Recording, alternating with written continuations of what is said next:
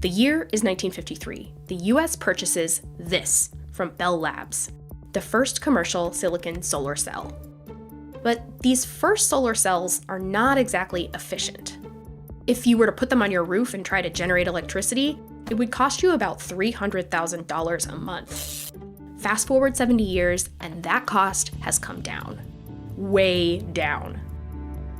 Solar energy is the cheapest it's ever been, nearly 90% cheaper than it was just in 2009. In a lot of places, it is now cheaper to generate electricity with solar than with coal, natural gas, or nuclear power.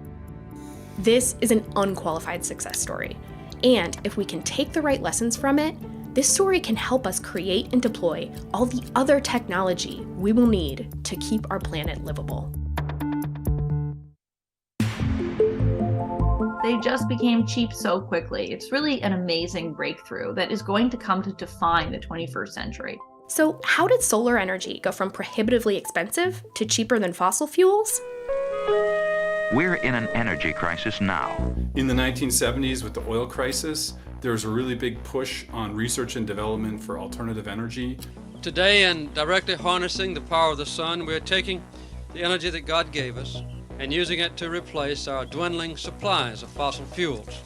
With Project Independence, as it was called, the US federal government allotted more than $1 billion to solar research and development. That really made a huge difference and probably doubled the efficiency of the cells.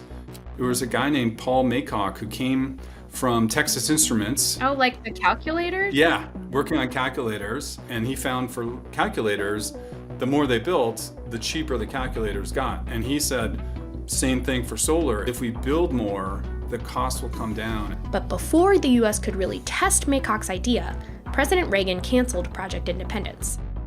Fortunately, 2 countries were ready to step in and put Maycock's hypothesis to the test. Like the US, Japan had been hit hard by the oil crisis in the 70s. They started funding solar research and development around the same time, and soon they developed solar cells small and powerful enough to run watches, calculators, and toys. Trivial in terms of the global energy system, but crucial in that large companies were now becoming interested in solar and crucially figuring out how to construct solar at really low cost. That know-how came in handy when the Japanese government announced a major subsidy for rooftop solar in the mid-90s. But the global market for solar technology was still relatively small, until Germany stepped in and truly changed the game. The most important policy on this whole chain, if I had to pick one, it would be the German feed-in tariff. Feed-in tariffs, which was basically a program that deployed solar at scale. Here's how it worked. Starting in 2000, the German government basically said to power companies, hey, if you can start producing renewable energy, we will buy it from you, we promise, for double the market price, and we will keep paying you at that rate for the next 20 years. And so for developers of solar projects in Germany, all of a sudden, it became like a no-brainer to do this, even though Germany is not the sunniest place in the world. Companies responded to the incentives by building solar farms like this one. In 1 year, the installations for solar went up by a factor of 4, and then it just grew. The more panels they produced, the cheaper it got to generate electricity with solar. Then, another country picked up the baton and made solar cheaper than even Maycock could have imagined. So it really starts with Deng Xiaoping in the 1980s and had this plan for 1,000 Chinese students to go abroad and come back and see what they came back with. One group of students went to the University of New South Wales in Australia, where they worked with a team that was producing some of the most efficient solar cells in the world.